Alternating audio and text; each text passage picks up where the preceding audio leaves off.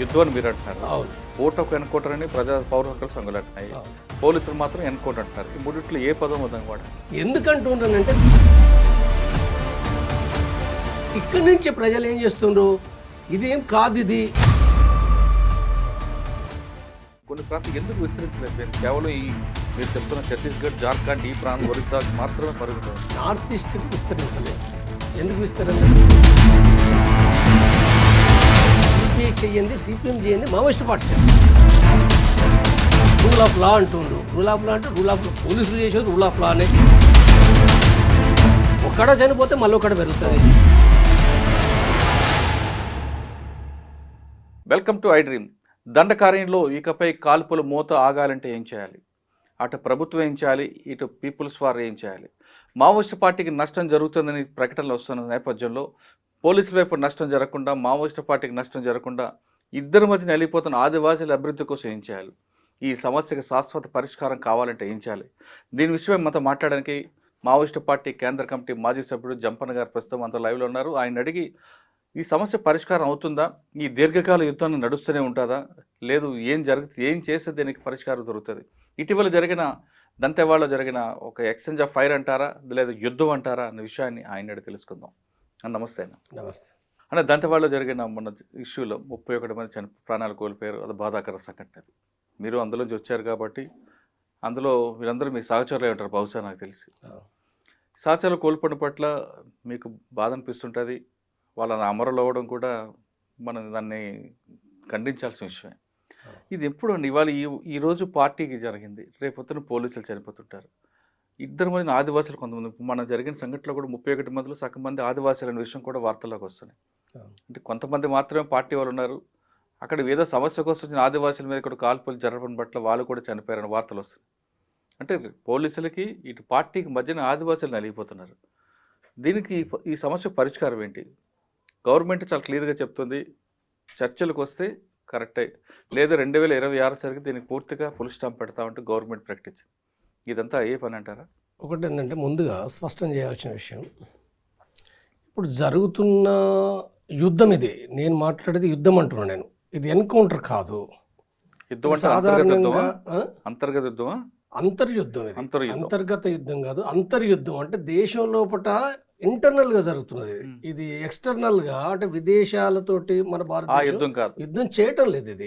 ఇది భారతదేశం లోపల యుద్ధం జరుగుతుంది. ఎవరి మధ్యన అంటే ప్రజల తరఫున. ప్రజలంటే కూలీలు, కార్మిక వర్గం, రైతాంగము, తర్వాత వివిధ ఉద్యోగస్తుల తరపున. అంటే ఆ పార్టీ, మావోయిస్ట్ పార్టీ ఏదైతే తన యొక్క డాక్యుమెంట్ 40 ఏళ్ల కాంచి ఏదైతే రాసుకున్నదో ఆ డాక్యుమెంట్ యొక్క ప్రకారంగా ఆ పార్టీ ఎవరి తరఫున ఉంది?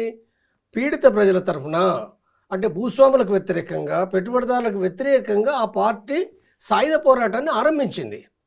అంటే ఒకప్పుడు శాంతియుతంగా సాధారణ పద్ధతిలో పోరాడిన పార్టీ ఆ తర్వాత సాయుధ పోరాటం అంటే ఏంటిది? దీర్ఘకాలిక ప్రజాయుద్ధం.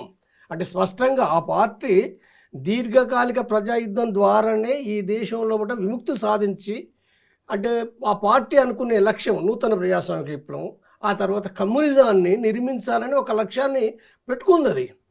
అయితే ప్రారంభంలో రాజకీయ ప్రచారం కొనసాగించింది, కొన్ని ప్రజా పోరాటాలు కొనసాగించింది. ఈ క్రమంలో అంటే రాజ్యం అంటే 1984కు ముందే రాజ్యం ఏంటిది ఇక్కడ అంటే మన ఆంధ్రప్రదేశ్లో ఆనాడు ఆంధ్రప్రదేశ్ ప్రభుత్వం ఏదైతే ఉందో ఎన్కౌంటర్లు అంటే ఎవరిని? బూటకం ఎన్కౌంటర్లు. అవి ఎన్కౌంటర్ మీనింగ్ ఏంటంటే బూటకం ఎన్కౌంటరు. అక్కడ ఎవరిని? ఇప్పుడు మన హరిభూషణ్ను లేదా కనకన్నను లేదా షేక్ ఇమామును పట్టుకొని చంపేసారు వాళ్ళు. అంటే ఇక్కడి నుంచి ప్రారంభమై ఆ తర్వాత అంటే పీపుల్స్ వార్, ఆనాడు పీపుల్స్ వార్ పార్టీ ఏదైతుందో ఆనాడు అంటే ఎన్కౌంటర్లను లేదా గ్రామాల పైన ప్రజలపైన దాడి చేయడం ఏదైతుందో ఆనాడు నాయకుడు కొండపల్లి సీతారామయ్య డాక్యుమెంట్ అప్పుడు రాసుకున్న విషయం అది. ఆ డాక్యుమెంట్ లోపల ఏంటంటే ప్రభుత్వం మన పైకి ఒక యుద్ధం ప్రకటించింది. అప్రకటిత యుద్ధం అన్నారు. అది ప్రకటించేది కాదు, అది అప్రకటిత యుద్ధము.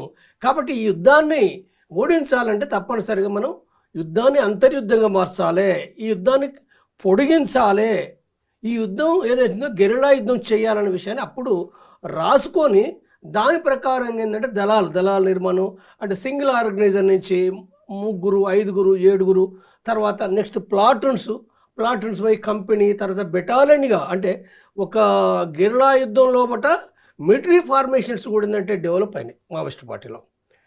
అంటే మిలిటరీ ఫార్మేషన్సే కాదు, యుద్ధం యొక్క స్థితి లోపల కూడా, అంటే ప్రారంభం లోపల ఎక్కడో ఒకరినో ఇద్దరినో చంపిన ఏవైతున్నాయో ఆ తర్వాత ఏమైపోయినాయి, పోలీసు బ్యాచ్లపైన ఆంబుషులు చేయడం, రైడ్స్ చేయడం, రైడ్స్ కూడా పెద్ద పెద్ద రైడ్స్. కోరాపుట్, ఒరిస్సాలో కోరాపుట్ రైడు, ఒక 300 వెపన్స్ తీసుకొచ్చారు. నయాగఢ్ లోపల ఒకేసారి 12 ఘటనల లోపల సేమ్ టైం ఓన్లీ 1 minute, అదే మినిట్ లోపల ఒకేసారి 12 పాయింట్స్ పైన దాడి చేశారు. మీరే కదా నాతో పాటు ఇతరులు కూడా ఉన్నారు. అంటే అదొక పెద్ద యాక్షన్, భారత చరిత్ర లోపల అదొక పెద్ద యాక్షన్. అది అంటే ఇది ఏదైతుందో అంటే యుద్ధ రంగం లోపల ఒక ఉన్నత స్థితికి పోవడం అనేది వాస్తవంగా ఆ పార్టీ యొక్క లక్ష్యం ప్రకారంగా ఇంకా చాలా అడ్వాన్స్ కావాలి. చాలా అడ్వాన్స్ అంటే గెరిల్లా యుద్ధం చరణ యుద్ధంగా పోవాలి, గెరిల్లా యుద్ధం రెగ్యులర్ వార్ఫేర్గా పోవాలి. అంటే ఒక వంక ఈ యుద్ధం అనేది ఒక వంక ఇది తీవ్రం కావాలి. మిలిటరీ ఫార్మేషన్స్ ఏవైతున్నాయో, మిలిటరీ ఫార్మేషన్స్ ఓన్లీ బెటాలియనే కాదు, అది ఇంకా చాలా ఉన్నత స్థాయికి పోవాలనేది ఏందో అది చాలా స్పష్టంగా నిర్ణయించుకొని తన డాక్యుమెంట్లు రాసుకుంది, తన కేడర్కు ఎడ్యుకేట్ చేసుకుంది, దానికి తగిన విధమైన శిక్షణను ఇచ్చింది. అది వివిధ సందర్భాల్లో కూడా బహిరంగంగా కూడా ఆ విషయాన్ని ప్రకటించింది, ఎక్కడ కూడా దాపరికం లేదు. అంటే ఇదొకటి. అంటే నేను ఇప్పుడు యుద్ధం అని ఎందుకంటున్నాను అనుకున్నప్పుడు సేమ్ ఇదే టైం లోపల 1985 లోపల ఈ ఆంధ్రప్రదేశ్ ప్రభుత్వం కావచ్చు లేదా కేంద్ర ప్రభుత్వం కావచ్చు ఆనాడు ప్రకటించింది ఏందో అది అప్రకటిత యుద్ధము. అంటే అది యుద్ధం అని ప్రకటించది. ఆనాటి నుండి ఈనాటి వరకు కూడా ఏంటంటే యుద్ధం ప్రకటించది. కానీ చేస్తున్నది ఏంటంటే అది అంటే ఇప్పుడు ఎన్కౌంటర్ అంటుండ్రు. ఎన్కౌంటర్ అంటే ఏంటిది? చాలా సింపుల్. అది ఎన్కౌంటర్ అంటే ఆత్మరక్షణ కోసం తమను తాము రక్షించుకోవడానికి ఎక్స్చేంజ్ ఆఫ్ ఫైర్. ఎక్కడిది? ఇప్పుడు నిన్నటి ఘటన ఉంది. ఇప్పుడు దంతెవాడ లోపల అబూజ్మాడ్ లోపల జరిగిన ఘటన అది ఏమి ఎక్స్చేంజ్ ఫైరు? ఎక్స్చేంజ్ ఫైర్ కదా. దాన్ని అంటే ఈ ఘటననే చాలా విషయాలు మనం చెప్పొచ్చు, కానీ ఈ ఒక్క ఘటన కనుక మనం దాన్ని పరిశీలిస్తే అంటే ఈ ఘటన లోపల ఇప్పుడు మనం స్వయంగా మనం పోయి చూడలేదు, వాళ్ళు ఇచ్చిన రిపోర్ట్స్ ఆధారంగానే ఇప్పుడు ఇంటర్వ్యూ ఇచ్చారు, కమాండెంట్ మాట్లాడిండు. అంటే 3 రోజుల క్రితం రిపోర్ట్ వచ్చింది వాళ్ళకు. నారాయణపూర్ నుంచి దంతెవాడ నుంచి పోలీసు బలగాలు 1200 మంది చుట్టుముట్టారు వాళ్ళు ఒక ప్లాన్డ్గా. వాళ్ళకి ఎక్కడి నుంచి వచ్చింది ఇన్ఫర్మేషన్? ఒక వంక కవర్స్ ద్వారా వచ్చింది. రెండవది అంటే ఈ ఏదైతే ఎలక్ట్రానిక్ ఇంటెలిజెన్స్, ఎలక్ట్రానిక్ డ్రోన్లు స్పష్టంగా అనేక సందర్భాల్లో పాటు కూడా వాళ్ళు డ్రోన్లు ఉపయోగిస్తారు. డ్రోన్లు రెగ్యులర్గా డ్రోన్లు తిరుగుతున్నాయి. డ్రోన్లు ఓన్లీ ఇంటెలిజెన్సే కాదు, డ్రోన్లు దాడులు చేయడానికి ఉపయోగిస్తారు. అనేక సందర్భాల్లో మనకు రుజువులు కూడా ఏమొచ్చినాయి? అసలు ఆ బాంబింగ్ వేస్తే గ్రామ ప్రజలు చనిపోయినారు చాలా సందర్భాల్లో. అనేకమైన రిపోర్ట్స్ కూడా వచ్చినాయి. ఇప్పుడు వాళ్ళు చెప్పకపోవచ్చు, వాళ్ళు ఇప్పుడు మేము డ్రోన్స్ ఉపయోగించిన విషయం చెప్పకపోవచ్చు, కానీ ప్రాక్టీస్లో జరిగింది. ఎందుకు జరిగినాయి అని అంటున్నట్టే నేను అంటే వీళ్ళు 1200 మంది పోయిర్రు. 12 మంది పోయిర్రా, 12,000 మంది పోయిర్రా అనే సమస్య కాదది. కానీ అక్కడ వాళ్ళు ఒక 60-70 మంది మావోయిస్టు పార్టీ పిఎల్జే బలగాలు ఉన్నాయి వాళ్ళకాడ. అంటే పోల్చుకున్నప్పుడు వీళ్ళతో పోల్చుకుంటే వెపన్స్ కొంత వీకే అయినప్పటికీ, కానీ ఈ దాడి ఏదైతుందో ఈ దాడి లోపల పోలీసు బలగాలు ఏంటిది అనేక సందర్భాలు, దీంట్లో కాదు, వాళ్ళు సెల్స్ ఉపయోగిస్తున్నారు, గ్రెనేడ్స్ ఉపయోగిస్తున్నారు, అంటే మోటార్స్ ద్వారా, రాకెట్ లాంచర్ ద్వారా ఈ బాంబింగ్ చేస్తున్నారు. అంటే కింది నుంచి చేస్తున్నారు, పైనుంచి చేస్తున్నారు. తర్వాత మరొక వంక వెపన్స్ ఏతున్నాయో చాలా సోఫిస్టికేటెడ్ ఆటో వెపన్స్, అంటే తూటాలకు తక్కువ లేదు. తర్వాత వెపన్స్ ఏవైతున్నాయో ఆటో వెపన్స్ ఏతుందో అవి కంటిన్యూగా రాపిడ్ ఫైర్, అంటే 100 మంది చుట్టుముట్టి రాపిడ్ ఫైర్ చేసినప్పుడు ఇంక ఎక్స్చేంజ్ ఆఫ్ ఫైర్ ఏమున్నది అందులో? ఆ ఫైరింగే అంటే నువ్వు పోవడమే, వాళ్ళని చంపేయడము, నిర్మూలించడము అని అనుకున్నప్పుడు అంటే ఇదేంటిది? ఇది ఎక్స్చేంజ్ ఆఫ్ ఫైర్ కాదు. ఇది నువ్వు రక్షించుకునేది కాదు, నువ్వు దాడి చేస్తున్నావు. ఈ దాడి ఏముంటుంది మిలిటరీ భాషలో? రాజకీయ నాయకులు ఏం మాట్లాడుతున్నారు కాదు, మిలిటరీ భాషలో బట్టి ఇది వార్, ఇది యుద్ధం. అంటే వాస్తవంగా ఈ యుద్ధం అనేది ఏదో యుద్ధం నువ్వు ఎందుకు చెప్పుకోలేకపోతున్నావు? ఇప్పుడు 85 నుంచి అంటే 40 సంవత్సరాలుగా యుద్ధం జరుగుతుంది. ఇది అంటే క్రమంగా చిన్న స్థాయి నుంచి ఒక ఉన్నత స్థాయికి పోయింది. ఇప్పుడు యుద్ధం మొన్న జరిగిన దంతెవాడది యుద్ధం అని మీరు అంటున్నారు. అవును, బూటకు ఎన్కౌంటర్ అని పౌర హక్కుల సంఘాలు అంటున్నాయి, పోలీసులు మాత్రం ఎన్కౌంటర్ అంటున్నారు. ఈ మూడిట్లో ఏ పదం వద్దని వాడాలి? నేను చెప్పేది ఇది యుద్ధం. యుద్ధం లోపల ఇప్పుడు ప్రజలు మాట్లాడే దాని లోపల బూటకు వాళ్ళు ఎన్కౌంటర్ అంటుండ్రు. వాళ్ళు ఎందుకంటుండ్రనంటే దాదాపు చరిత్ర లోపల 90% అబోవ్ 90% ఏమో ప్రజలను పట్టుకొని చంపారు, లేదా ఆర్గనైజర్స్ని పట్టుకొని చంపారు. అంటే ఈ పొజిషన్ కాబట్టి ఇక్కడి నుంచి ప్రజలు ఏం చేస్తుండ్రు, ఇదేం కాదు, ఇది ఎన్కౌంటర్ ఎక్కడిది, ఎన్కౌంటర్ అంటే ఏదో వీళ్ళు ఏదో కాల్పులు అంటే మామూలుగా ఏదో జరిగినాయి అనేది కాదు, ఇది ఏదో అరెస్ట్ చేయడానికి పోయినని కాదు, అది వీళ్ళు అంటే పైన దాడి చేసి చంపుతుండ్రు అనేది నిర్మూలించడానికి వెళ్ళారు అంతే. మీరు అన్నట్లుగా పార్టీలో ఉన్న సభ్యులందరూ నిర్మూలించడానికి వెళ్ళారు తప్ప ఎక్స్చేంజ్ ఆఫ్ ఫైర్ కాదు, అరెస్ట్ కాదు, ఏం కాదు. ఒక్కరికి ఎలా గాయం జరిగిందండి? ఒక్కరికి ఇప్పుడు వాళ్ళు చెప్పేది నిజమా అబద్ధమా అనేది మనకి ఇప్పుడు చర్చ అనవసరం. కానీ నేనేం చెప్తున్నానంటే యుద్ధం అనుకున్నప్పుడు తప్పనిసరి గాయపడాలి, చనిపోవాలని రూల్ ఏం లేదు యుద్ధంలో. నేను ఎందుకు చెప్తానంటే ఇప్పుడు మావోయిస్టుల తరఫు నుంచి కూడా చెప్తా, మావోయిస్టులు కూడా ఇప్పుడు కోరాపుట్ల దాడి చేశారు, లేదా నాయగడ్డ చేశారు, లేదా ఇంకో చోట చేశారు, వాళ్ళు ఎవరు గాయాలు కాలే కదా, చనిపోలే కదా. అంటే యుద్ధం అనుకున్నప్పుడు ఏంటంటే అకస్మాత్తుగా సర్ప్రైజింగ్ అటాక్ చేసేసి సక్సెస్ చేసుకుని బయటకు రావడం.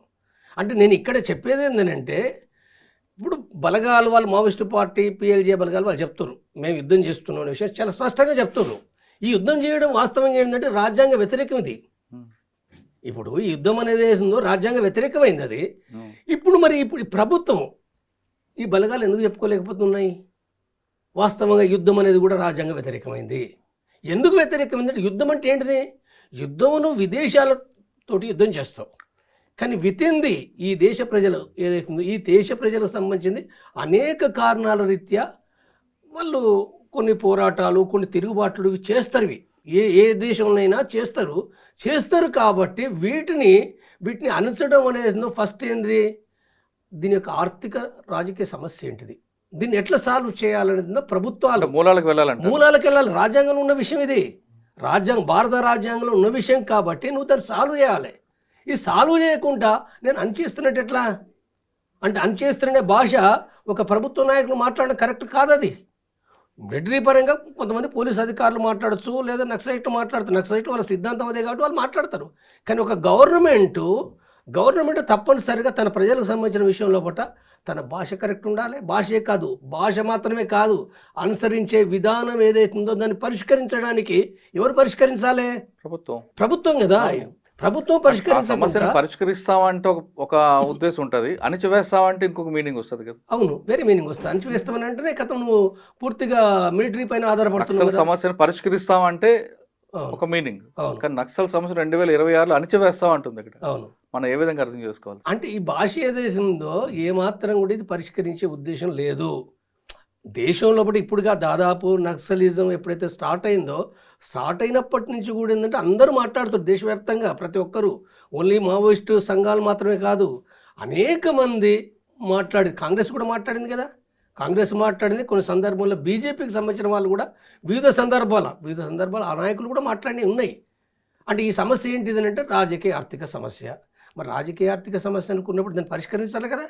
పరిష్కరించినవా? ఏం పరిష్కరించినావు? ఎక్కడ పరిష్కరించినావు? పరిష్కరిస్తే మరి ప్రజలు ఎందుకు పోరాడుతుండ్రు? మరి వాళ్ళకి ఏం పని లేదా? ఉత్తగానే వాళ్ళు పోరాడతారా? వాళ్ళు అంటే ప్రాణాలు అర్పించడానికి ఈ దేశంలో ప్రజా సమస్యలు ఉన్నాయి కాబట్టి అన్యాయాలకు వ్యతిరేకంగా వాళ్ళు పోరాడుతున్న విషయం చాలా స్పష్టంగా ఉంది అది. కాబట్టి అలాంటప్పుడు అంటే ముందు ఏ ప్రభుత్వం అయినా ఆ సమస్యలు పరిష్కరించాలి, ఫస్ట్ పాయింట్. రెండవది ఏంది అంటే ఒకేసారి 100% పరిష్కరించబడవచ్చు. ప్రభుత్వం అనగానే మొత్తంగా పరిష్కరించబడుతుంటే కావు. ఒక వంక పరిష్కరించాలి, మరొక వంక సెకండ్ మెథడ్ ఏంటంటే వాళ్ళతోటి పీస్ టాక్స్ చేయాలి. మీరు ఏదైతే డిమాండ్ పెడుతుండ్రో, ఏ విషయాలు అయితే ఉన్నాయో ఆ విషయాలు చర్చించాలనే విషయాన్ని ముందు పెట్టాలి కదా. ఇది ముందు పెట్టకుండా అణచివేత ఏంటిది, దానికి డెడ్ లైన్ పెట్టడం ఏంటిది? ఈ భాష రాంగ్ కదా. ఇప్పుడు ప్రభుత్వం కూడా 2026 టార్గెట్ పెట్టుకొని అసలు ఈ సమస్యని లా అండ్ ఆర్డర్గా చూస్తుంది, కానీ ఈ సోషో ఎకనామిక్ ప్రాబ్లంగా చూడట్లేదు. మనం అది అక్కడ ప్రభుత్వం అక్కడ తప్పు పడుతుందో అనిపిస్తుంది నాకు. అదే అంటే ఇప్పుడు ఒకటి వాళ్ళు చెప్తున్నట్లుగా సామాజిక ఆర్థిక సమస్య ఇది. అవును, ఆ కోణంలో కాకుండా శాంతి భద్రతల సమస్యగానే దీన్ని చూస్తుంది. శాంతి భద్రతల సమస్యగా చూస్తుంది. అంటే ఒకప్పుడన్నా కొన్ని సందర్భాల ప్రభుత్వాలు రాజకీయ ఆర్థిక సమస్య అని మాట్లాడిన సందర్భాలు కూడా కొన్ని సందర్భాలు ఉన్నాయి, కొన్ని సందర్భాల. కానీ ఇప్పటికి వచ్చేవరకు అయితే మాత్రం ఇప్పుడున్న ప్రభుత్వం, కేంద్ర ప్రభుత్వం ఏ సందర్భంగా కూడా ఒక్కసారి కూడా ఇది రాజకీయ ఆర్థిక సమస్యని మాట్లాడదు. దాడి అణచివేయడం కూడా డెడ్ లైన్ పెట్టడం, లొంగిపోండి అనేది ఏంటిది? లొంగిపోండి అనేది ఏందో అంటే ఒక పార్టీ వ్యక్తులు లొంగిపోవడం వేరు, అవును. కానీ ఒక పార్టీ దానికి ఒక సిద్ధాంతం ఉంది కదా, దానికి ఉన్న సిద్ధాంతం కమ్యూనిజం, మార్క్సిజం పైన ఆధారపడే ఆ పార్టీ పనిచేస్తుంది. ఆ పార్టీ నువ్వు లొంగిపోని చెప్పి ఎట్లా అంటావు? అంటే పార్టీ పూర్తి వైండప్ చేయమని అర్థం. అది జరుగుతుందా? అది అసలు జరిగేది ప్రపంచంలో కాదు. ఎక్కడ ఉన్నదా?